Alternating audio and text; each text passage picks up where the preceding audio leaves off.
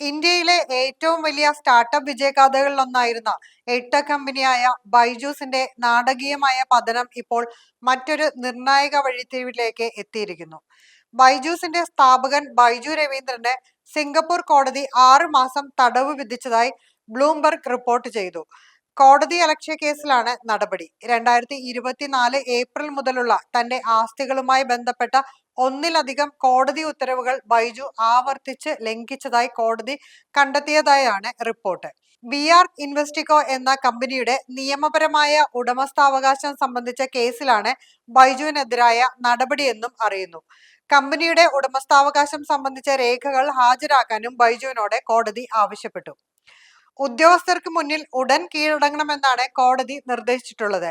എന്നാൽ ബൈജു ഇപ്പോൾ എവിടെയാണുള്ളത് എന്ന കാര്യത്തിൽ വ്യക്തതയില്ല. $70,500 ഏകദേശം 68 ലക്ഷം രൂപ കെട്ടിവയ്ക്കാനും കോടതി ആവശ്യപ്പെട്ടിട്ടുണ്ടെന്ന് ബ്ലൂംബർഗ് റിപ്പോർട്ട് ചെയ്തു. സ്റ്റാർട്ടപ്പ് നിക്ഷേപങ്ങളുടെ സുവർണ കാലത്തെ ബൈജൂസ് എന്ന പേരിൽ പരക്കെ അറിയപ്പെടുന്ന think and learn private limited എന്ന കമ്പനിയെ ലോകത്തിലെ ഏറ്റവും മൂല്യമുള്ള എഡ്ടെക് കമ്പനികളിലൊന്നാക്കി ബൈജു രവീന്ദ്രൻ മാറ്റിയിരുന്നു. കോവിഡ് കാലത്തെ ഓൺലൈൻ പഠനത്തിന് പ്രിയമേറിയത് ബൈജൂസിന് വൻ നേട്ടമുണ്ടാക്കാൻ കഴിഞ്ഞിരുന്നു. ഈ രംഗത്തെ എതിരാളികളായ മറ്റ് കമ്പനികളെ ഉൾപ്പെടെ ഏറ്റെടുത്ത് ബൈജൂസ് മുന്നേറുന്നതാണ് പിന്നീട് കണ്ടത്.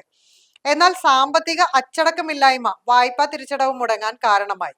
പിന്നീട് ബൈജൂസ് പാപ്പരത്ത നടപടികളിലേക്ക് വീഴുകയും ചെയ്തു.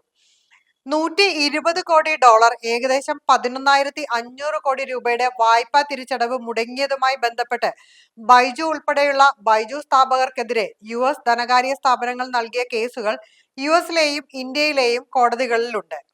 ഇതിനിടെ സിംഗപ്പൂർ കോടതി 6 മാസത്തെ തടവിന് ശിക്ഷിച്ചെന്ന റിപ്പോർട്ടുകളിൽ പ്രതികരണവുമായി ബൈജു രവീന്ദ്രൻ രംഗത്തെത്തി. തന്റെ പ്രതിച്ഛായ മോശമാക്കും വിധമാണ് റിപ്പോർട്ടുകൾ വന്നതെന്നും കേസിലെ കക്ഷികൾ തമ്മിൽ ഒത്തുതീർപ്പിനുള്ള ശ്രമങ്ങൾ നടക്കുകയാണെന്നും ബൈജു എക്സിൽ പറഞ്ഞു. പൊതുമധ്യത്തിൽ തെറ്റിദ്ധരിപ്പിക്കും വിധമാണ് റിപ്പോർട്ടുകൾ പുറത്തുവരുന്നത്. പരസ്പരം കേസുകളുമായി മുന്നോട്ടു പോകുന്നതിന് പകരം കോടതിക്ക് പുറത്ത് ഒത്തുതീർപ്പ് ശ്രമങ്ങൾ സജീവമാക്കാൻ എല്ലാ കക്ഷികളും തീരുമാനിച്ചതാണെന്നും ബൈജു പറഞ്ഞു. തനിക്കോ കമ്പനിയുടെ മറ്റ് സ്ഥാപകർക്കോ അനധികൃതമായി പണമൊന്നും ലഭിച്ചിട്ടില്ല. പ്രശ്നങ്ങൾ എത്രയും വേഗം പരിഹരിക്കാനാണ് ശ്രമിക്കുന്നതെന്നും ബൈജു പറഞ്ഞു. ബൈജൂസിന്റെ വളർച്ചയും തകർച്ചയും ആഗോള സ്റ്റാർട്ടപ്പ് മേഖലയിലെ വലിയ ഒരു മാറ്റത്തിന്റെ പ്രതീകമായി മാറിക്കൊണ്ടിരിക്കുകയാണ്.